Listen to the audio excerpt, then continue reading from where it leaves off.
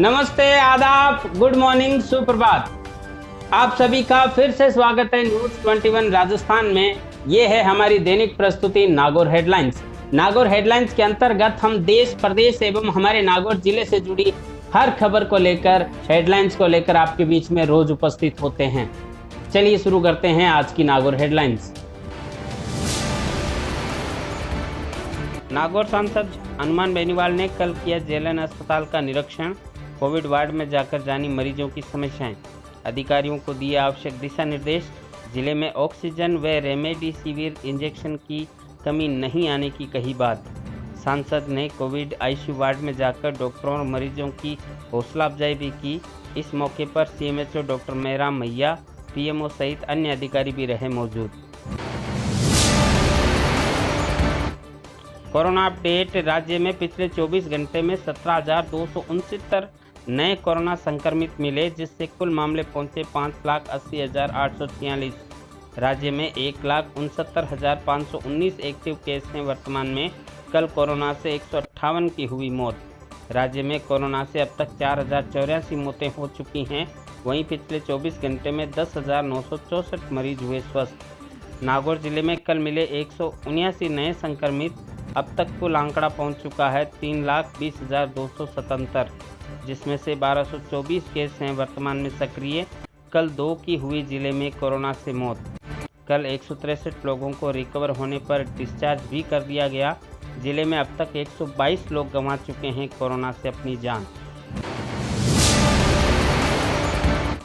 राजस्थान में लगातार बढ़ रहा है कोरोना का संक्रमण। राजस्थान में कर्फ्यू लगने के बाद भी कोरोना के मामलों में नहीं आ रही है कमी। कोरोना के मामले पिछले 12 दिन में बढ़कर हो चुके हैं 2.5 गुना। कोरोना की इस रफ्तार को देखते हुए राजस्थान सरकार ले सकती है बड़ा फैसला।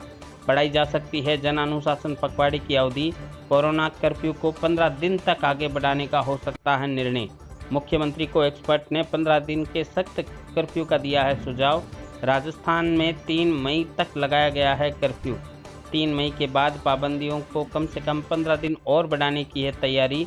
केंद्र सरकार ने भी ज़्यादा मामलों वाले क्षेत्रों में लॉकडाउन या कर्फ्यू लगाने का दिया है सुझाव। राजस्थान में 15 अप्रैल को मुख्यमंत्री ने वीकेंड कर्फ्यू लगाने का लिया था फैसला।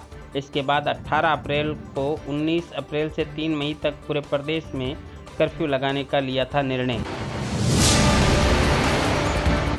पीसीसी अध्यक्ष गोविंद सिंह डोटासरा ने मुख्यमंत्री सहायता कोष में 1 माह का दिया वेतन। साथ ही प्रदेश के अन्य भामाशाहों को आगे आकर कोरोना की इस लड़ाई में राज्य सरकार को मजबूत करने का किया है आग्रह। शिक्षा मंत्री ने निजी शिक्षण संस्थाओं को ऑक्सीजन प्लांट के लिए ज़्यादा से ज़्यादा डोनेट करने के लिए किया है आग्रह, जिस पर पहल करते हुए सीकर जिले की प्रमुख संस्थाओं जैसे प्रिंस, भारतीय, सीएलसी, गुरुकृपा आदि शिक्षण संस्थाओं ने मिलकर 1 करोड़ रुपए देने की है घोषणा।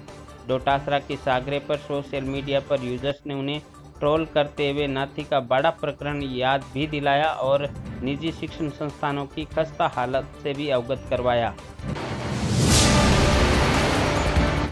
मेड़ता तहसील की ग्राम पंचायत गोटन के भारतीय सेना के वीर जवान गोपाल सिंह राठौर ड्यूटी करते हुए हो गए शहीद, जिस पर जिले सहित प्रदेश भर से राजनीतिज्ञ एवं गणमान्य लोगों ने उन्हें अश्रुपूरित श्रद्धांजलि पेश करते हुए उनकी शहादत को किया सलाम। राजस्थान रोडवेज सीएमडी राजेश्वर सिंह का बड़ा फैसला। राजस्थान रोडवेज में फील्ड में काम कर रहे स्टाफ को मुफ्त में उपलब्ध कराए जाएंगे मास्क और हैंड सैनिटाइजर। परसों अपनी पत्नी सुनीता गहलोत की पॉजिटिव रिपोर्ट आने के बाद कल मुख्यमंत्री अशोक गहलोत की भी कोरोना रिपोर्ट मिली है पॉजिटिव। गहलोत ने खुद ट्वीट कर दी इसकी जानकारी। परसों की रिपोर्ट आई थी नेगेटिव, कल फिर से जांच कराए जाने पर मिले हैं पॉजिटिव। सीएम गहलोत ने लिखा कि किसी तरह के लक्षण नहीं दिख रहे हैं, ठीक महसूस कर रहा हूं और कोरोना प्रोटोकॉल का पालन करते हुए आइसोलेशन में रहकर काम रखूंगा जारी। पॉजिटिव होने के बावजूद मुख्यमंत्री अशोक गहलोत दिखे एक्टिव। रात को 9 बजे ली समीक्षा बैठक। बेड्स, ऑक्सीजन, रेमडेसिविर इंजेक्शन को लेकर समीक्षा बैठक ली। देश भर में 1 मई को देश में 18 साल से ऊपर के लोगों के लिए वैक्सीनेशन ड्राइव शुरू हो रही है। इससे पहले गुरुवार को राजस्थान हाईकोर्ट ने केंद्र सरकार, सीरम इंस्टीट्यूट, भारत बायोटेक और अन्य को नोटिस जारी करते हुए पूछा है कि पूरे देश में एक ही कोरोना वैक्सीन के अलग अलग दाम क्यों तय किए गए हैं। जस्टिस सबीना की खंडपीठ ने ये नोटिस वरिष्ठ पत्रकार मुकेश शर्मा की जनहित याचिका पर सुनवाई करते हुए जारी किया। मामले में अदालत 12 मई को अगली सुनवाई करेगी।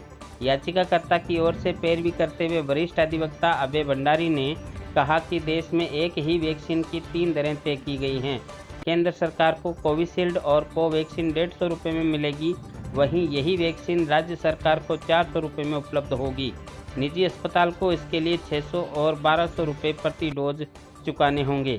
ऐसे में केंद्र सरकार और निजी कंपनियां संविधान के आर्टिकल 14 और 21 का उल्लंघन कर रही हैं। अब समाचार देश विदेश से। देश में पिछले 24 घंटे में रिकॉर्ड 3,80,000 के करीब नए कोरोना पॉजिटिव मरीज मिले हैं। वहीं 3645 से ज़्यादा लोगों की संक्रमण से गई है जान। पूर्व पीएम मनमोहन सिंह को एम्स से मिली छुट्टी। कोरोना संक्रमित होने के बाद 19 अप्रैल को हुए थे भर्ती। राहुल गांधी बोले, देशवासियों को हो निःशुल्क टीकाकरण, उम्मीद है ऐसा हो सकेगा। महाराष्ट्र में फ्री टीकाकरण के लिए कांग्रेस के मंत्री और विधायक करेंगे दान। बाला साहेब थारोट ने दी 1 साल की सैलरी। कोरोना से जंग में भारत का साथ दे रहा है अमेरिका। कल दिल्ली आया मेडिकल का सामान का विमान।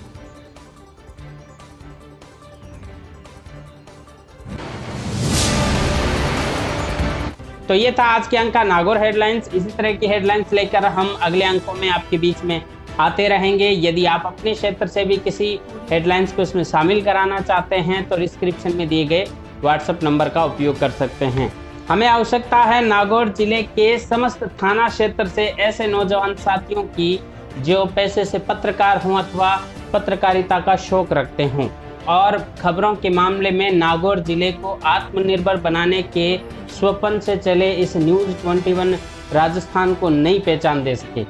यदि आप इस तरह का अपने साथ अनुभव करते हैं या आप किसी ऐसी शख्सियत को जानते हैं जो हमारी इन योग्यताओं पर खरा उतरता है तो उस तक ये खबर जरूर पहुंचाएं और उनको हमारी टीम में शामिल करके नागौर जिले को खबरों के मामले में आत्मनिर्भर बनाने की ओर आप भी सहयोग प्रदान करें। ये था आज का अंक। इसी तरह के अंक लेकर आपके बीच में फिर उपस्थित होंगे। तब तक के लिए दीजिए इजाजत। नमस्कार।